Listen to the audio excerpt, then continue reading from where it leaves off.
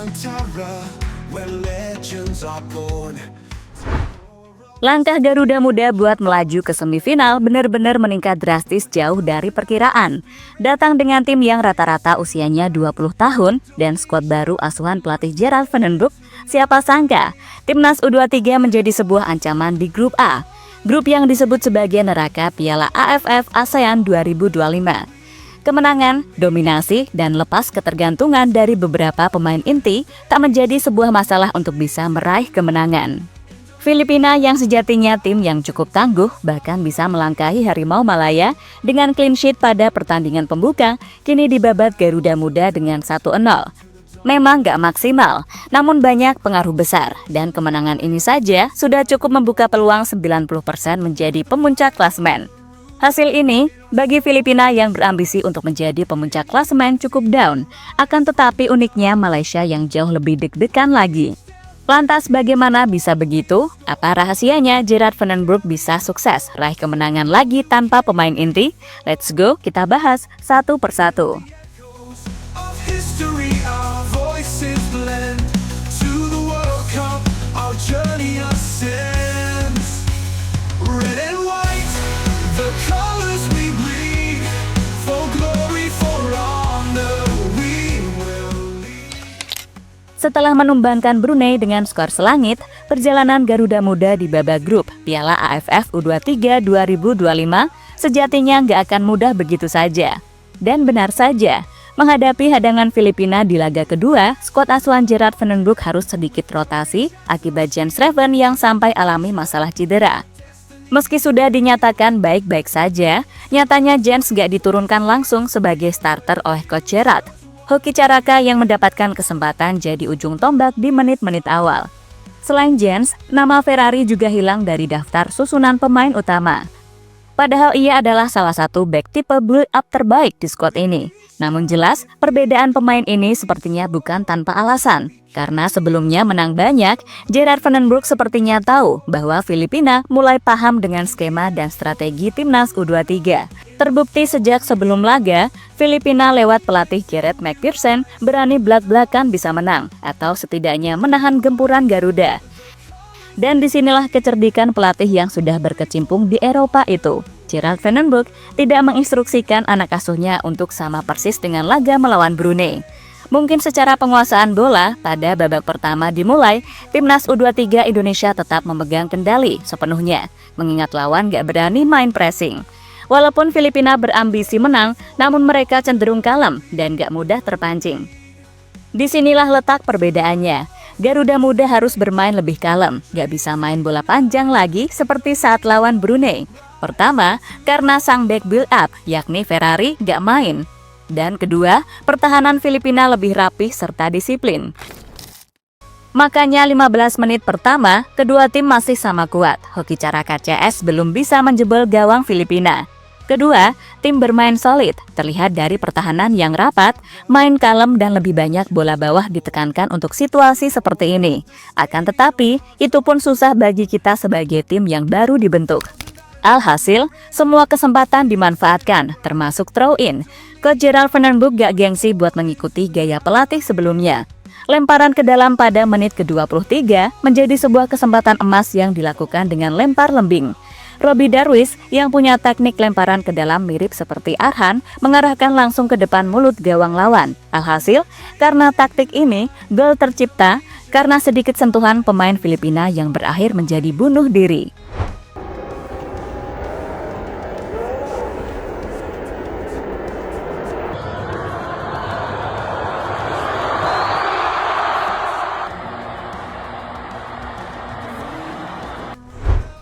Ya, Coach Gerard meski tahu taktik, namun gak ada larangan-larangan untuk memanfaatkan setiap peluang berbuah jadi gol. Terbukti, aksi throw-in berbuah gol seperti ini sudah lama gak kelihatan, dan ketika kembali digunakan cukup efektif. Lebih dari itu, lewat skema biasa melanjutkan pertandingan tanpa pemain kunci, skuad Garuda masih kesusahan. Dan pada babak kedua, Jens Schreven akhirnya tetap mendapatkan kesempatan. Walaupun hanya setengah babak, namun ia ingin membuktikan kemampuannya.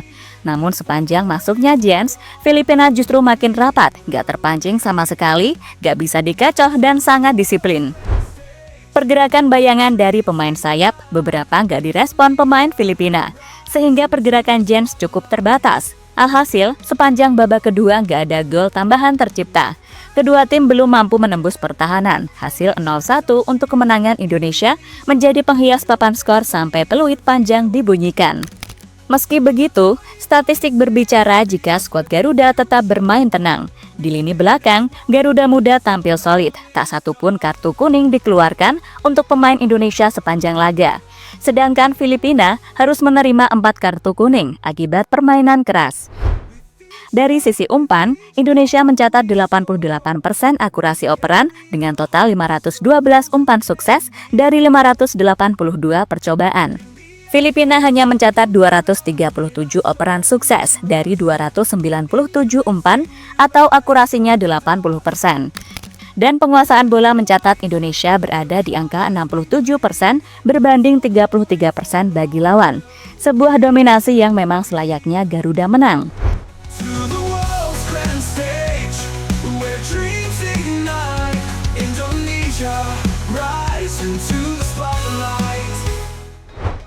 Dengan hasil ini, 6 poin dan agregat gol mencolok, posisi Indonesia U23 semakin kokoh di puncak klasmen sementara grup A.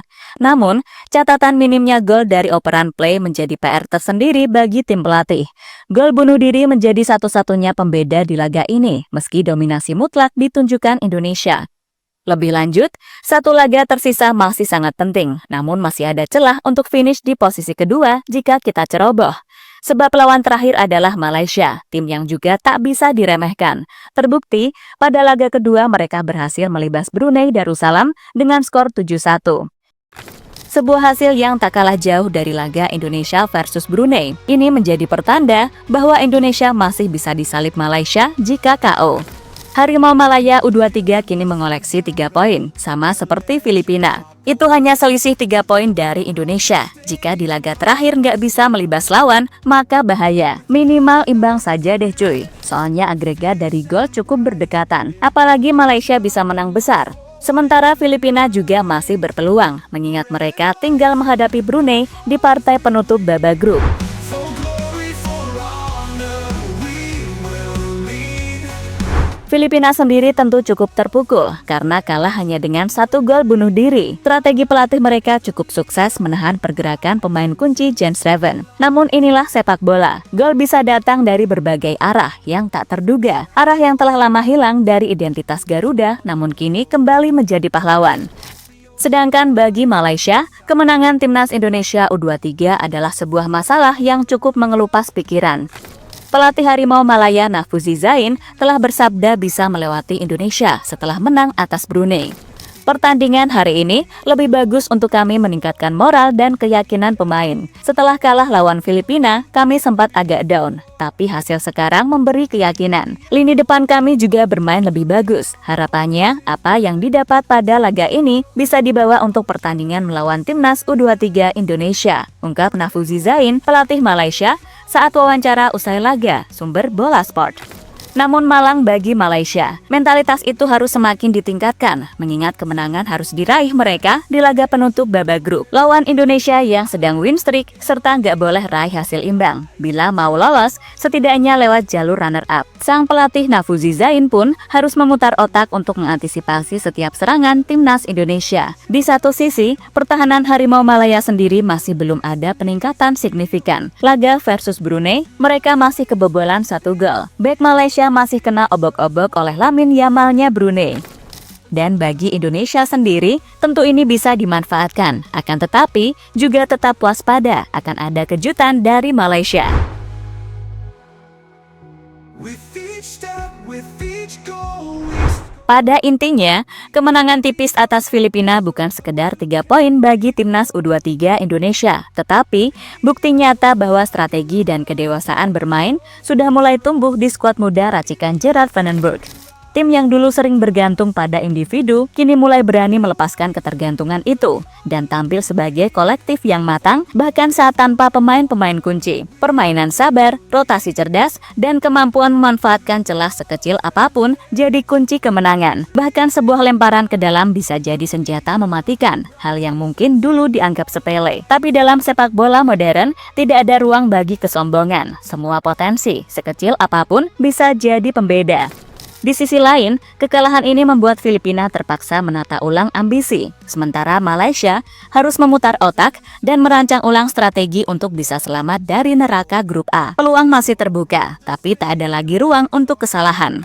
Laga terakhir melawan Harimau Malaya akan jadi ujian sesungguhnya. Jika timnas U23 mampu tampil tenang, cerdas, dan tetap lapar akan kemenangan, maka jalan menuju semifinal bisa terbuka lebar. Bukan karena keberuntungan, tapi karena layak. Karena dalam sepak bola, bukan sekedar siapa yang paling kuat di atas kertas, tapi siapa yang paling siap menjawab tantangan, siapa yang paling percaya pada proses, dan siapa yang tak pernah berhenti berkembang di tengah tekanan. Garuda Muda sudah membuktikannya. Kini, tinggal satu langkah lagi untuk membuat seluruh ASEAN benar-benar percaya bahwa masa depan sepak bola Indonesia sedang dibangun, dimulai dari sekarang. Why don't FaceTime